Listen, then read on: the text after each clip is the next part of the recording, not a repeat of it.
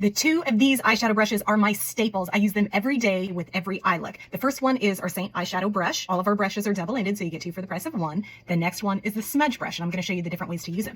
So the eyeshadow brush, the small snub nose end, I will use it to add like smokiness to my eyeliner. I used to use it for my brows until I started using our etch brush. And this fluffy end is perfect for blending and applying some color, like a wash of color. So I'll show you what I mean.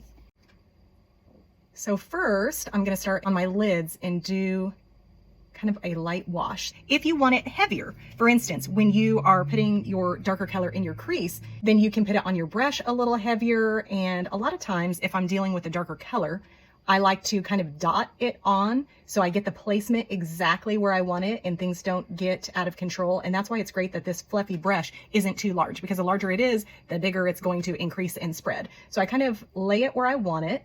And so it can go darker, and you can just put it on your brush heavier, and you can go in with a couple more doses and go as dark as you want.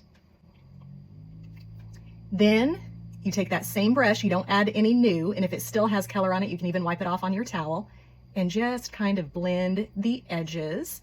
So it's my blending brush as well. And then my smudge brush, you can use this kind of arched end to kind of pack things on more thickly, especially with the shimmers. You can see that it really amped that up. And I do use it for that. But the way that I use it every day is typically to go in with a deeper color in my crease to kind of accent my crease. And again, I just kind of dot it in. And it's perfect for this because it's smaller, and so it's not going to take over the whole big crease and do a wide area. It just kind of deepens tight in there. I still have some of the lighter color peeking out at my crease, and then I just blend them together.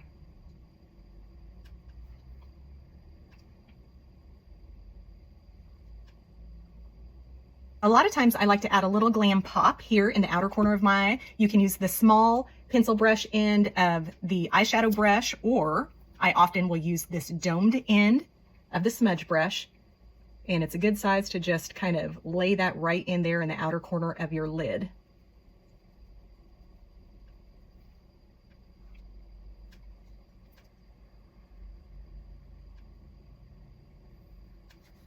And I can go even darker if I want.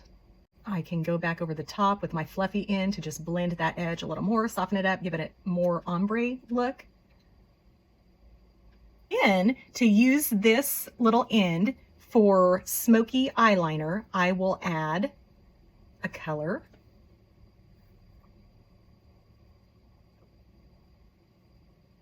And go right in down there. You can also use the fluffy end, especially if you have the color really tight, and then kind of soften it.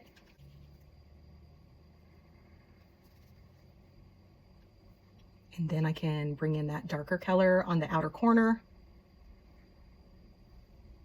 I can also use it to kind of make a faux wing up here. That's a little thicker, but just kind of adds to the shape.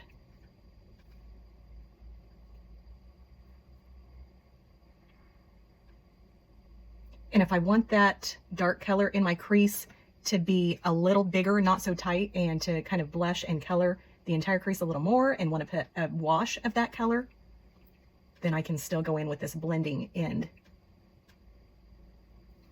So this brush is going to pack it on more concentrated because the bristles are more concentrated, and so it's more densely packed. So that's exactly how it's going to lay your colors on your eyes. This one will give you more of a wash of color unless you take it and dot it, because it has more movement. So just like if you were painting your wall, if you had a longer brush with softer, more flexible bristles, it's going to put a softer wash of color than if you have something that's very densely packed like a stippling brush is.